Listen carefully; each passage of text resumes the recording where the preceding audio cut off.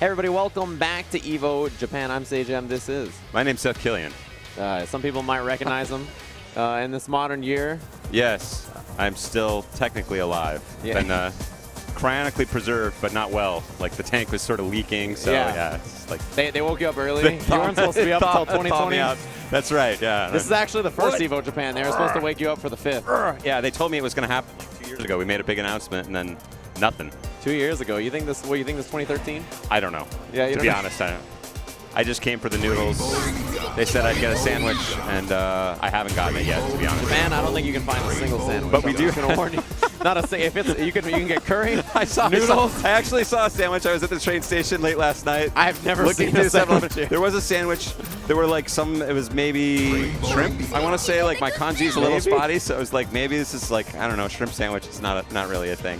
Okay. I haven't seen a single one. A regular piece of bread here is impossible. No, Japanese are excellent at bread. Really? You just got to know what you got to go to specific bread spots. Yeah, they're amazing. Okay. Trust me on this one. I know bread in the East is not generally the thing. It's rice. Yeah. Japan is the exception. They have super excellent bread.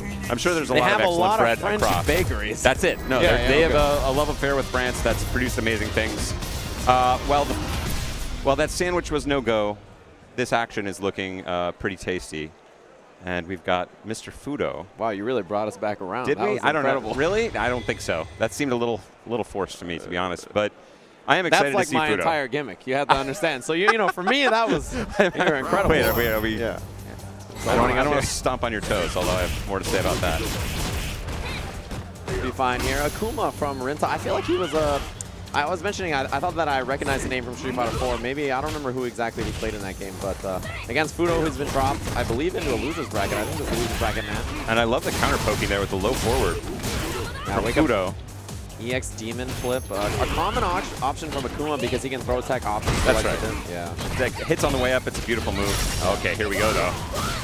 Nadeshko's coming in hot. He gets a mix-up, but instead opts for damage. Very safe play from Fudo. That's traditionally been his style.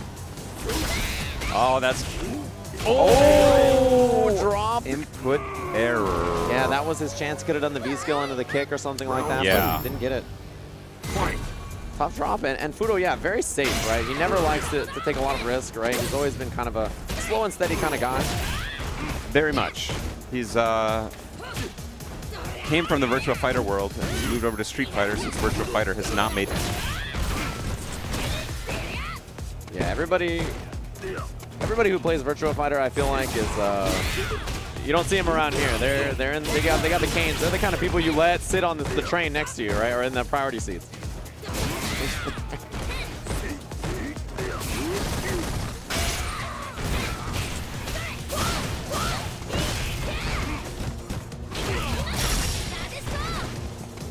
Oh, the splash in the front, but Nadeshko, not the combo he was looking for. Activation, clean uppercut.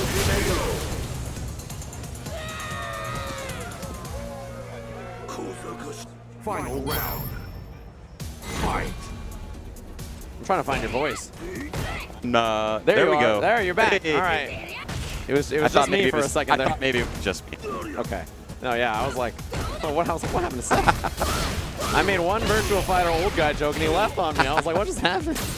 I lost him that easily. Back to the freezer. Oh, wow. So late, too. Yeah. Switch sides right out of there.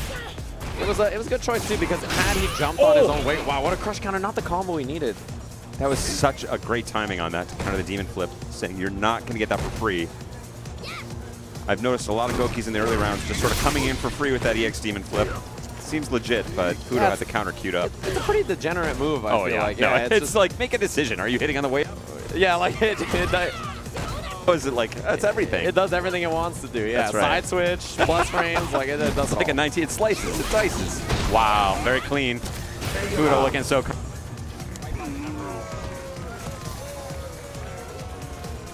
Oh boy. This is what happens when you come out of the freezer.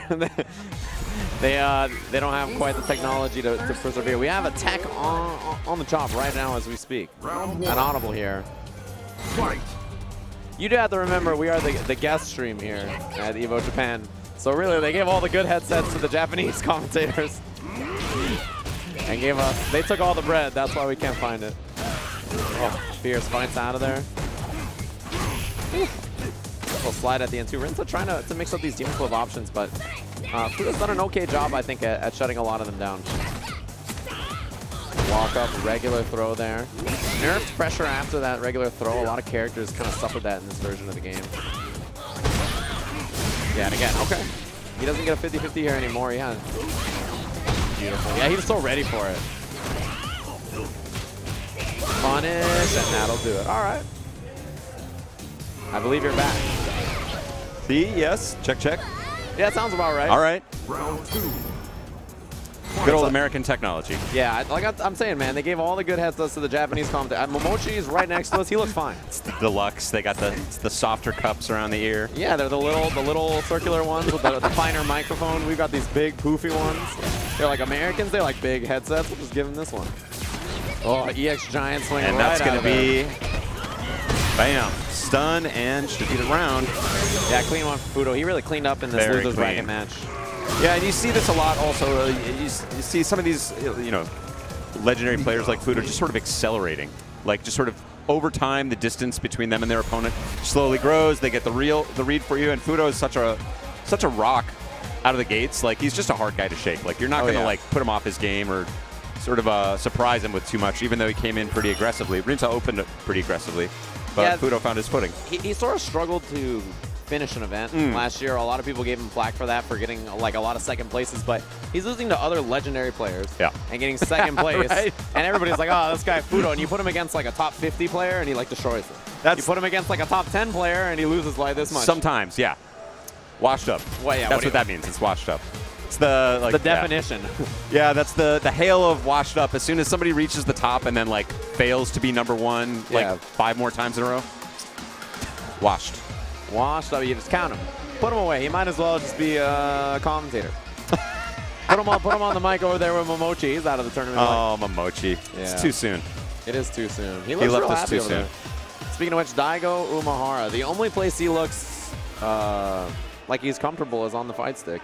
I'll tell you, you know, it's not Daigo story time, is it? No, I'm just look, like, from my own story, I'm sure you have many more stories. You have hundreds more stories than I do, but yeah, I'll do a Kickstarter to see if we can get other Daigo stories. Like the thing Another about time. Daigo is I've only ever seen him in the U.S. Ah. So when I see him in the U.S., he looks so calm. lost. Yes. You know, like he's so confused, and he's just kind of wandering around. I didn't realize that that's everywhere. I saw him in Japan. He's in Tokyo, and he just looks absolutely unaware of what his surroundings. That's, without going too far, I think that's not inaccurate. Yeah. He's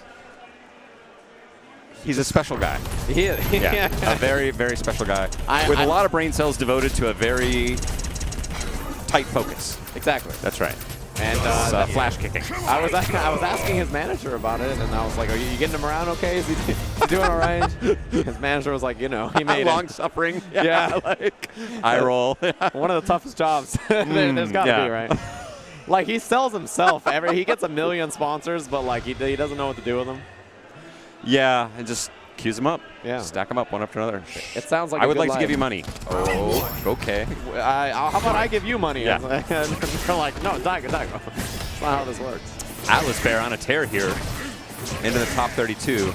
Yeah, an interesting match. These two have played each other before. Kichipamugi, part of the young generation of fighting game players out of Japan, much like John Takuchi, who is in the... So great, yeah. Yeah, he's about to make this top 8. He's very close. And Moke, who is out of the tournament, I believe, after a top 8 finish at Evo US.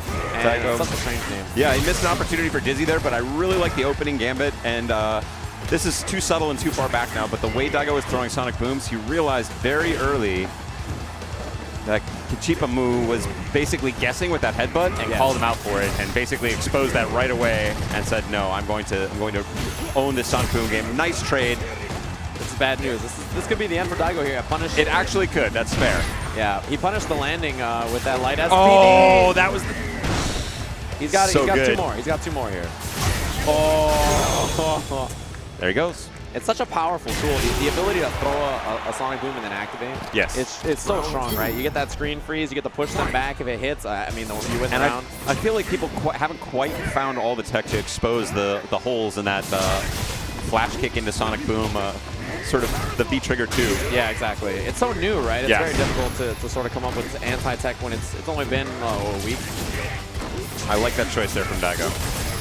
Yeah, creates a little bit of distance, which is what he needs here. Yeah, Yeah. look at the grade damage, crazy. Oh no! That's what I was worried about. The big jump. Oh, but he got the back fierce Jump back through throw. and nice side switch. Oh, the whole way!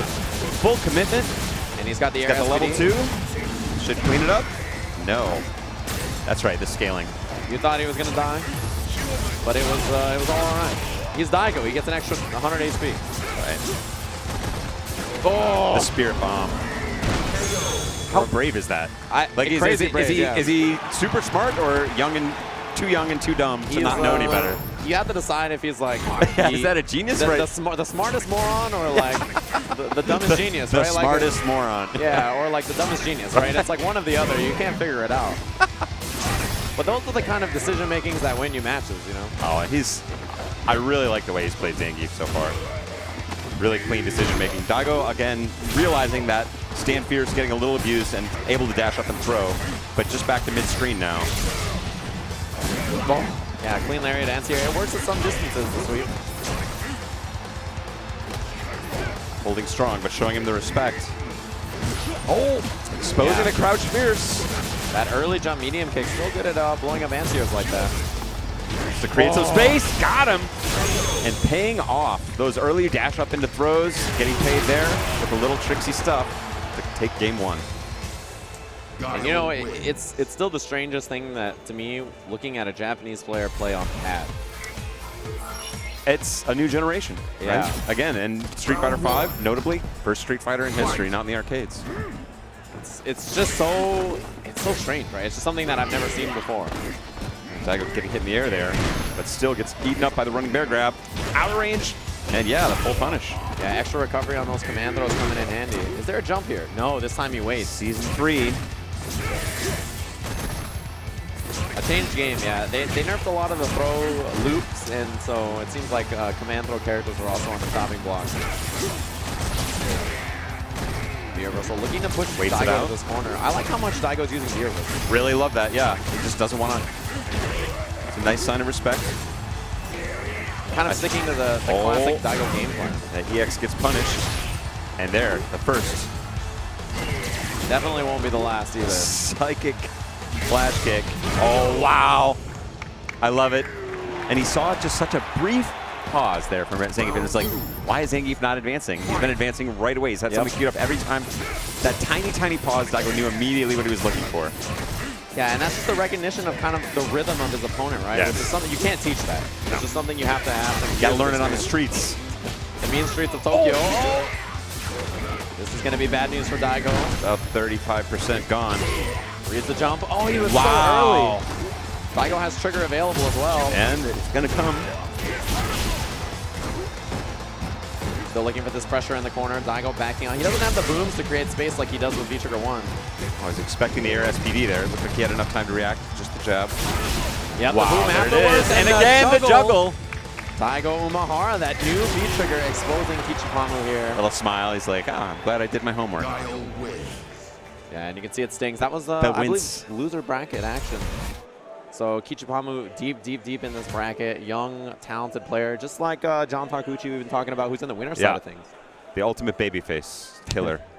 That guy, I'm telling you right now, the fact that some company hasn't slapped their gear all over him, it just blows my mind. I don't, well, I don't know. I don't know how companies make their decisions. Maybe you need to make like a spicier Clothing company, I don't know, any kind of drink Skincare. company, anything. You can just give tell it him to him he's 45. and make him do the peace sign and put on his little hat, and like it'll sell like every girl in the world will I'd be like, buy yep, it, yeah. yep. I would buy it too. Yeah. Whatever he's selling. Makeup, I'm like, yeah, of course. I gotta look good on commentary. You don't have that shine, I'll buy it. Yeah. I've got some issues with that going on right now. The shine, I'm very tired. It's warm in this place. And, It is very warm, but it's warm with the bodies of our Japanese compatriots. It's been super heartening for me. We were talking a little bit about this earlier, and I don't want to wax too much about how much it means to me to be in this room and see the Japanese community. There have been players here who I met for the first time competing around 2000. What a year that was. The event, yeah. I hit the big 5 that year. And I was already getting wrecked by Japanese players. It's a good year for me. Yeah, and it was to see so many of those guys not just still here and still part of the community, but to see all their friends along for the ride. Yes. And to have this sort of inaugural Evo Japan with so much great support from the companies, and we've had Cup of Noodle, and that's what this all led to. All these amazing from the year 2000 supporters. But it's really, it feels like a very community-centric event still. Like there's a lot of just sort of, like you're not going to get like a 6-cabinet Vampire Savior tournament from corporate sponsorship.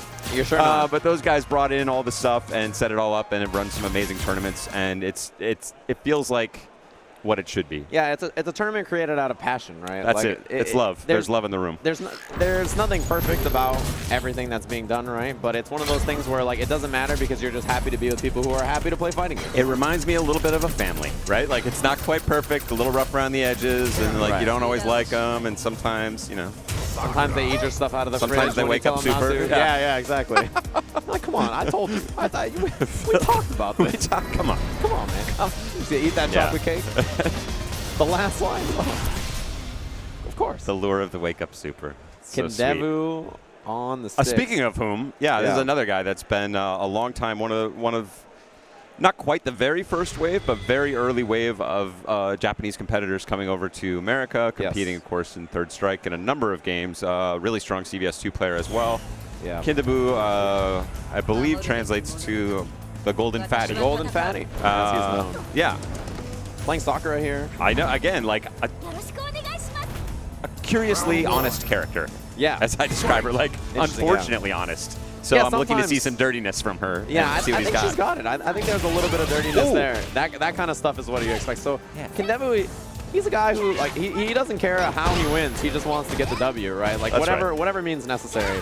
Yeah. So he's one of those guys where he's like a character that's going to come out a week before a major event. I should probably learn her. Let's go. Wow.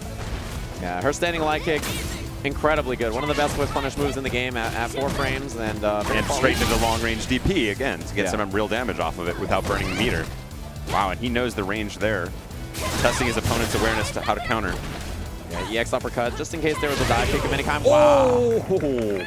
He's ready. That was 3 or 4 solid answers in a row. And that's going to stick with him, too, because, obviously, UD here looking a little bit lost as per the approach, and so you think, well, at least I have like EX cannon, I at least come in with EX dive kick. Yeah. Nah, like nothing for free. If all else fails, if it snows in Tokyo, I'll at least have EX cannon to get in.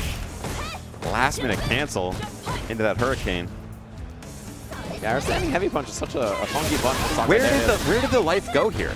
I feel like this round is over. It was over with 80 seconds on the clock. Okay, he had that answer queued up again.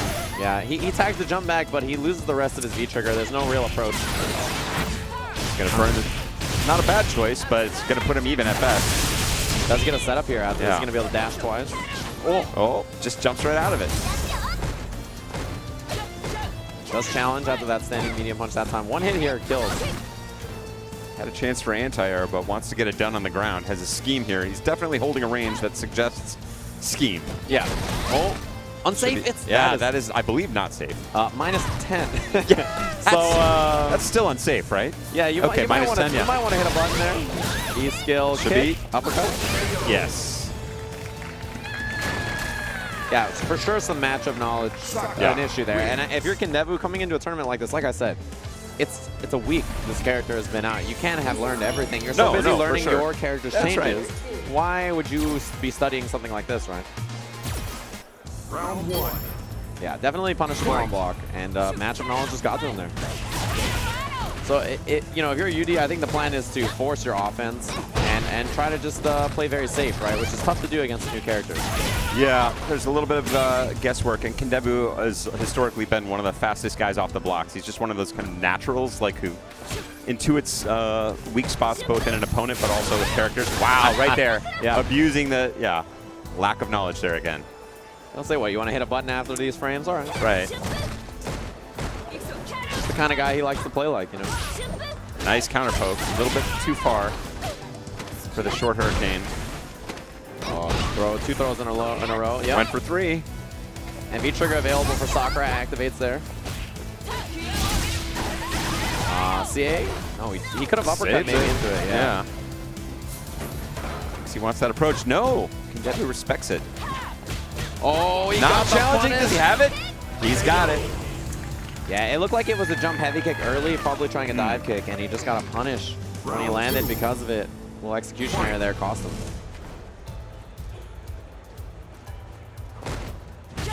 But yeah, Kendebu Sakura, like, he clearly understands exactly what he's supposed to do with this character. Yeah, and is holding some interesting ranges. And again, UD's just looking a tiny bit lost. Really nice completion from that range. The final hit of the Hurricane Kick.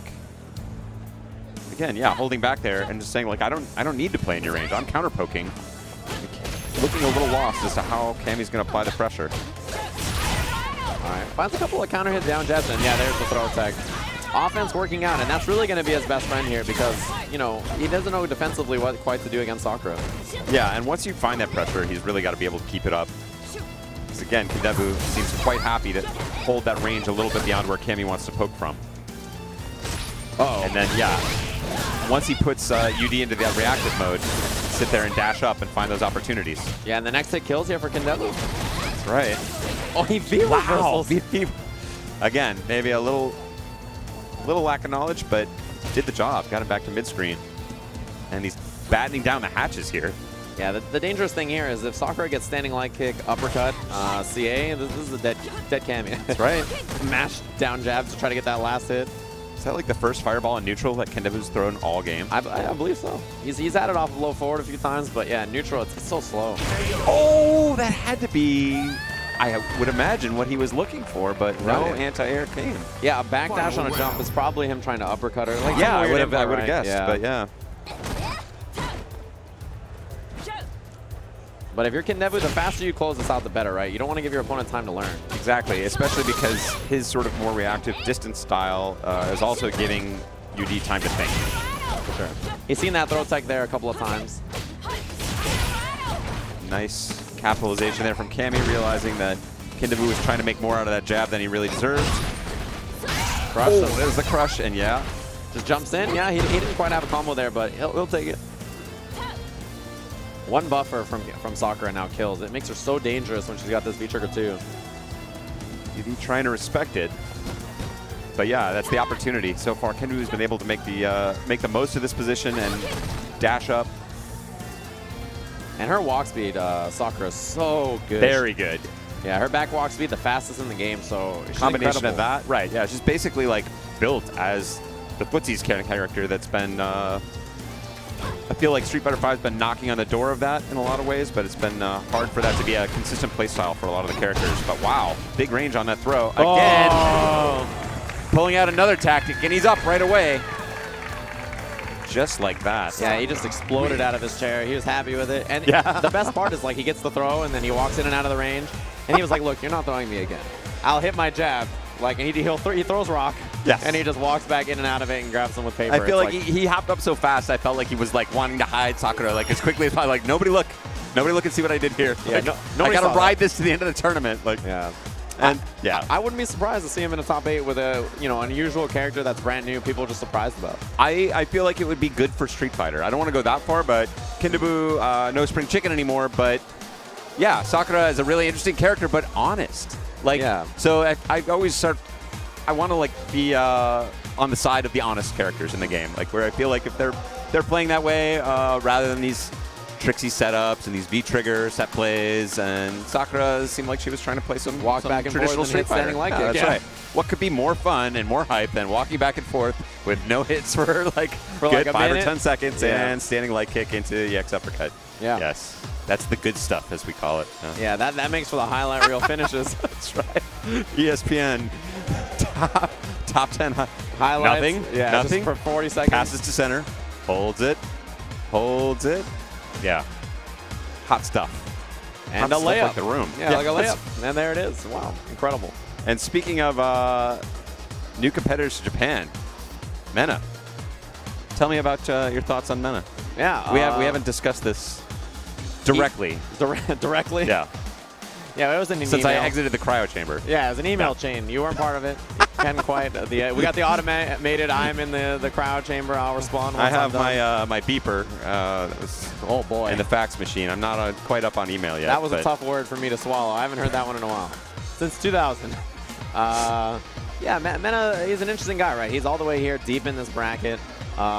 He's had to deal with the struggles of being a champion, right? That's right, yeah. It puts a big target on your back right away, especially for a guy that doesn't come from a place that's known for super strong players or anything like that. If he was puts a little bit of Japanese extra. and he won, it would have been just fine. That's right. Yeah. But the DR... surprised new Japanese player, but yeah, Dominican Republic, like, we don't expect that, so... There must be some voodoo, some sort of curse, or I don't know what. Something went wrong here. I don't know what happened. Incredibly young competitor. He talked about how hard he trained when he won Capcom Cup. He was saying he was playing like 8 hours a day or something like that, 9 hours a day, and like training in particular like 4 hours a day against Guile, because he was just trying to win against that particular matchup. Right? He's a guy who's clearly he studies the game very hard. He has a character that he has to guess with. Right? That's right. He made a lot of big guesses, but Street Fighter V is a game of big guesses. Right? Like, it's hard to play, like, that kind of conservative style. That's part of the thing I've struggled with, is to try and find those characters that, like, can hold a little range and just sort of like, okay, boys, let's cool it down. Let's play a nice conservative match. It's a game of, like, high stakes decision making, like, in your face. Yeah, high stakes in, you know, pressure and offense, but also high stakes in neutral. There's so many buttons that are so terrifying to get hit by. That's right. So, like, and crush counter out of nowhere. And Which is why when we see characters like Infiltration Manat, who's just like this controlled, you know, button kind of character. Even when you see Mena play with Birdie and he gets whiff punishes and stuff like that, he makes you sit still, and then now he gets to run his train of yeah, this is my sort of offense, this is my mix-ups. You know, it's really interesting. And he's up against Cien, who he played at Capcom Cup, and going into it, he said this is the player he was most worried about, the person who knew the most about his character, or one of them coming into this bracket. So, you know, it's an interesting run back. He beat Cien at Capcom Cup, and I'm interested to see what the result is here. Yeah, looking very strong so far. I would have loved to see the command grab there, but he's playing it safe. That crouching strong still doesn't seem like it's lost a beat, and wow, Dizzy with no shenanigans. Yeah, the walk back, perfect spacing. What an opening round. And I was going to call out a couple of smaller things, but it's already gone. Like, he opened with a couple of roundhouses. Like, his first 5 moves, 2 of them were low roundhouse. Got away with 1 on block, the second one hit. And so basically calling out Shen to see if he's got an answer for that. As many characters do not, there's one. Yeah, exactly. The big jump.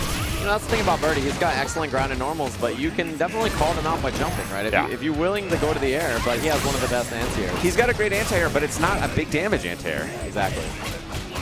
There you see it failed, and very rare that happens. Cien with a little bit of offense. And just a lot of blocks from Mena. He just stayed very patient on defense. I think those are good decisions. Yeah, see Mena slow down quite a bit, right? He has to find those opportunities where he can get stuff like this started. He's playing it well. This is some of my poker think here, but like when he was playing the big stack, you saw a lot of aggression from him. Now he knows he's behind. He's playing a little bit more respectfully, making more measured decisions. Still willing to go big when he has to. Nice call out there from Shen. Ooh, the last hit didn't hit, so he couldn't get the critical art at the end, but still a great position from Mena. And that'll be round 2. Yeah. The most important thing for Cien there was recognizing the risk reward on command throw versus strike. Strike kills him. That's exactly right. The hit. So just take a command throw, then you have another opportunity to make a decision on defense. And can we talk about his shimmy in place there? Yeah, how weird that was? He didn't even move, but he made it certainly seem like he was doing a lot. Forces the EX from Shen. I'm happy to see that uppercut because he's getting bullied out there. Yeah, he was getting mauled. Oh, the instant overhead. Trixie against the big boy. Activation here. Burning his beat goes slow. There's a punish. Yeah, reversal uppercut. Oh, powering through. Talk about the bullhead. He's a big man, and the thing is, Cien had good answers to that move and Bullhorn when they played at Capcom Cup, but you still have to respect that armor. Yeah. Well, I don't. The answer wasn't there. there are answers. Yes. Wasn't quite there yet. That wasn't the correct one for sure. But neither was walk-up command throw at the start of the round. You know, I don't know what you're supposed to do about that. Sometimes you're just the best. Like, what can you do? And I like that there from Shen, realizing Mena's gone to the back wake up a few times. Stand heavy kick finds the crush, and the armored out again. Yeah, it goes. You have to stick to more rapid buttons to beat the armor there. It is slow enough that you can use like a double jab to beat it. Certainly a Ibuki. And the standing jab, just low profile. All right, that was all a combo. He just wanted the side switch. Has the pressure, is an option to close it out here. Oh, that was such a great trick. Threatening that command grab again. Yeah, he walked so far before he hit that button. And still, is the slow button. Didn't get the crush, did find the hit. Yeah, Stan's got to deal with so many grounded normals. He's That out was of like, there it kunai. is. He's got so much trigger left. The EX comes. And it was like the realization from Cien. He tried to throw a kunai that didn't exist, and he said, like, he looked down into his own pocket and realized, like, oh boy. And no one you can blame but yourself on that one. Yeah, you got to recognize when you're out of those and reload before it becomes too late. A lot of offense here. Menace just kind of got to weather this position. Same trick. Try it again. Oh. Yeah, he was spinning that chain for a while there. Crush countering against side switch. Low profile. Maybe a few frames too early. Maybe instant overhead again. Oh. Maybe it looked like he No tried to get mix-up. behind. Cancel the DP. Goes for the roundhouse again. Oh, banana. Slides, but no capitalization. I think that was a good decision by Chen to shut it down. And there's the first again. wake-up uppercut. Got him. Oh, he tried to get the CA, actually. Yeah, it's a common setup there. We've seen that work for him before. Not falling for it. Okay, there's the... What's he got? Should Might be able to do go. it. Yeah. Very impressive. And Mena, I think, justifiably feels like that was stolen a little bit from him. Yeah, the look on his face that we saw after he looked down, and I don't, I'm not the best at the language he speaks, but I understood him. That felt like his round. Yeah, he missed that input, and it cost him badly. Cien was ready for the upper on the anti-air. See what Mena's fortitude is like. This is a position where he feels like he should have already won. Certainly hanging tough so far. Wow, I really like his decision-making on the counter pokes from defense. And then he goes back to this neutral spot, willing to throw a few normals. Wow, not letting him get away with those kunais at all. Oh, big jump in from Cien. He was ready, got around the can. Still fighting from a slight life deficit. Yeah, and he knows without meter, Ibuki doesn't have good punishes for his sweep, so That's right. He's willing to go for it. And nobody knows that more than Mena, right? Yeah, for sure. He's been abusing that. Nice range. Speed Trigger 2 is available. Mena's got to be worried about jumping. Knows he has screen position to give. Doesn't want to let Ibuki get it going. Oh, wow, there it is. Not going to be quite enough. Oh, man, any little poke will do it now. Sandy's going to let that great damage come back, but the interruption Mena on the jab. taking it down. Incredible stuff, and I really like the sort of the range of decision making. He didn't fall into a trap. He didn't fall into being too predictable. We saw a little bit of chain. We saw a little bit of the dolphin dive. We saw a lot of low roundhouse. We saw a little bit of EX bullying. We saw basically like the whole range of Birdie expressed in the character. So he's not like leaning too hard on any particular tactic, and I think that speaks well of his future, not just in general, but certainly in this tournament. Exactly, yeah. That's one of the things that you have to know, too. A position where he was in, right, where he feels like he should have won the match. Yeah. He had like a little bit of an input error that caused him to stay solid after that and have to, he blocked in the corner for like 30 seconds. He was feeling it. You saw the face. You saw the reaction. He was, but that's also, to me, like one of the mark of a great player is like, you take those losses really personally. Like you don't want to let anything slip through your fingers. Like that's the worst is when you have it and then it just sort of, you let it go. Like, sometimes you get beat. That's okay. You can get beat, but you don't want to give it away, right? Like you don't want to throw the, you don't want to hand it to like, here you go. Like that, and that's the mark of the champion. When you get really mad at yourself. You don't want to beat yourself. That's right. Like anytime I lost in a tournament, like where you get beat, you're like, I got beat, and you want to get better and you go back. But like when you're giving it to the opponent, your own drops, your own input errors, stuff like that. That's what gets you. But if it's like, and that's what you can practice. Yeah, if this guy's just the best. Then that's right. The best. That's right. But good stuff. And Kazunoko, another one of our favorite Japanese villains.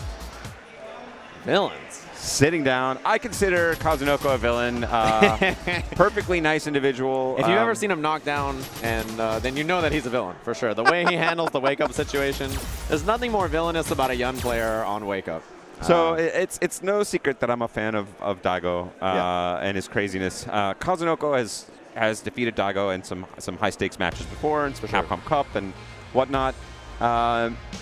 And talking to Daigo about the match afterwards, he was asking like, oh, how did you think it went? And I was like, look, Kazunoko played perfectly, but he did not play beautifully.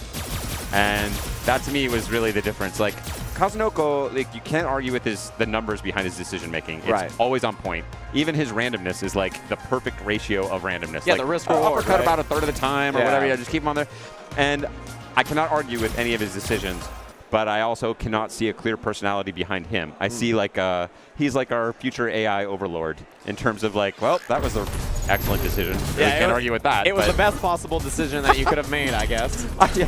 But I you want could to have see also that. walked up in my face. That's and right. did I want to see something, that crusty human thing where you're really playing the mind of the opponent rather than. And I mean, he does have a little bit of that. He does have a little bit of nastiness to be able to read, like, to smell blood when you're bleeding a little bit and coming after you. That's full nastiness. I mean, that's all it takes, really. For me, yeah, for sure. Okay. But I mean, his logic behind picking the character was, in fact, that when he was getting into Street Fighter, he thought that the neutral was tough. He was like, I don't want to play this footsie thing. I'm going to bypass this with my dive kicks. Obviously, since then, he's gotten much better at neutral. But dive kicks. Yeah, the bane of many people's existence. Round 1. But we're going to see a lot of them here. It's a Kami mirror between one of Korea's finest NL. Who, the Korean players have such an interesting style to me when I watch them play, right? It's like such an active, like, they're always doing something. Like, you watch Infiltration, he's a defensive player, but he's never not moving. Constantly moving, buttons, yeah. And a lot of it's around the motion, and that's what I really like.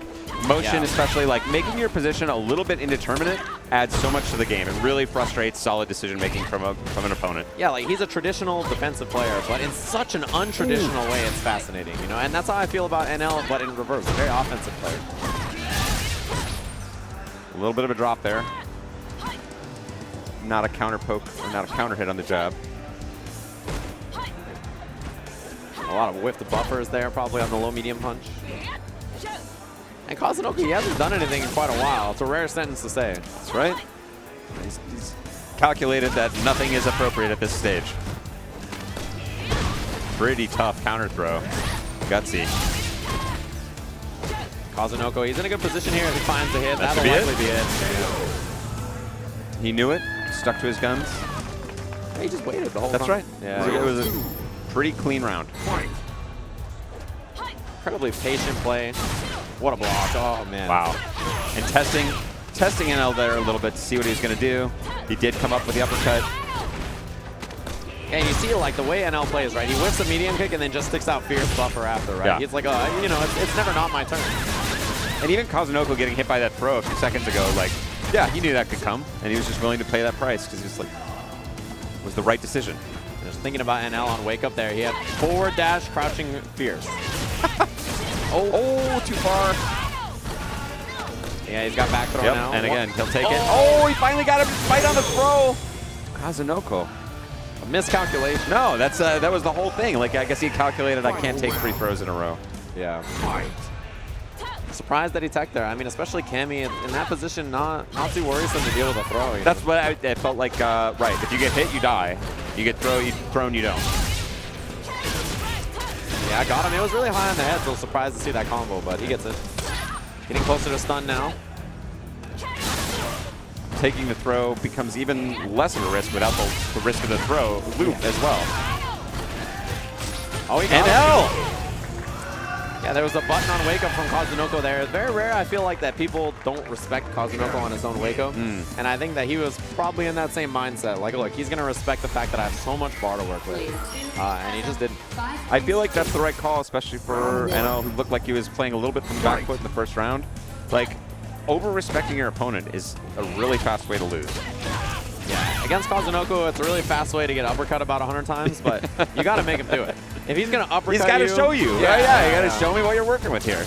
Like, look, fella, if that's how you feel, then show me that's how you feel. That's right. You got to put a ring on it. Catch look, the air. Kazunoko's a hunk. Oh, he's a hunk. I'd let him put a ring on it. You know? A hunk of what, though? Nah, not much. That's right. Calculating carbon. Smart matter, we call it. Ooh, catches him out of the hooligan. Yeah, he gets to the other side. Make that corner escape. Kazunoko nice and kind of slow. That's kind of like a cold play style right now. He's really waiting. I think that's very fair. And I wonder if the reason is he's so worried about what NL will do, he's not doing what he will do, you know? He does seem to be playing in sort of a reactive style now, putting a little bit of pressure, but very loose. Wow.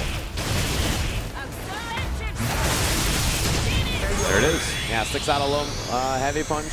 Maybe he saw it hit, or maybe he just felt like it would, but he gets the CA afterwards anyway.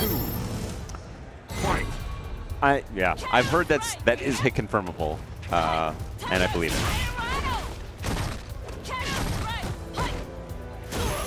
Wow, Fierce buffer. Saw it coming in the whole way. Yeah, Kazunoko here, he wants to be second every time, right? Yeah. He lets NL do something, and then he just goes behind it right there. He lets the whiff happen, he dive kicks in on top of it. He let NL move forward, then he uppercut. He's really ready to be second here and just let NL make mistakes. And there it is. There it is. New change, that down jab into the tick throw, much better. Super tight, yeah. That's like basically exactly on the frame you want it to come. Exactly, and that's what you're looking for. A really strong light series, right? You do down jab, they stand up to take your throw, you go low light kick, standing jab. You know, he's got a great series there for himself. Round 1. That player too privileged to rematch.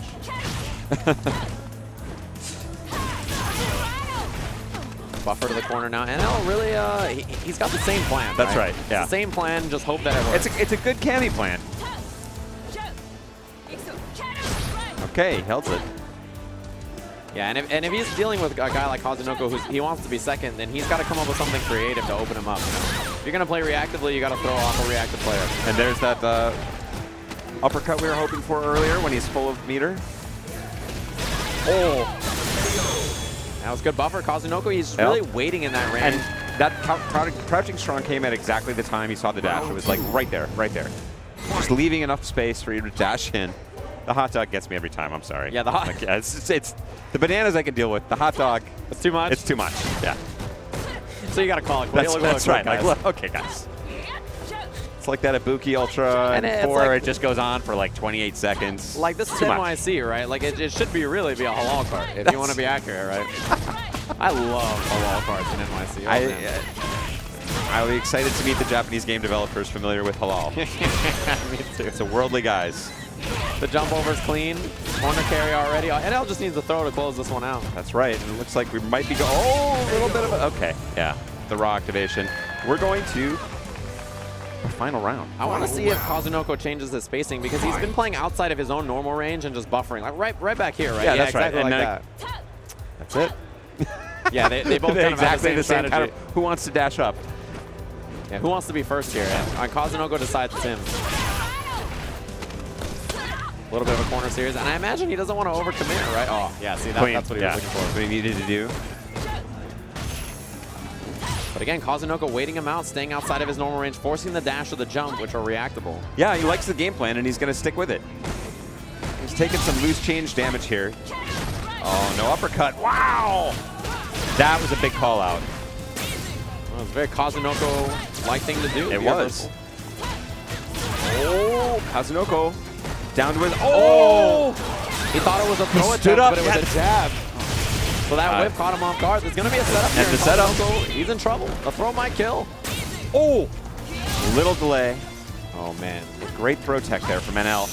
Didn't get it. Wow! Kazunoko! NL was ready with the uppercut, and Kazunoko commit to the jump dive kick. And that was about as late as it could have possibly been. That nice, crunchy uppercut. Like, that feel is like, yes. I don't know. There's not not a lot that feels like, oh! Yeah, when you do it. Yeah. It's so satisfying. Yeah, everyone's like, ugh, ugh. It's like you do one thing and I do one thing. That exactly beats it, but it feels so good. Nobody has touched a button here, but we're still. You know that feeling. It should be like a little bit of but we won't. Yeah. Yeah.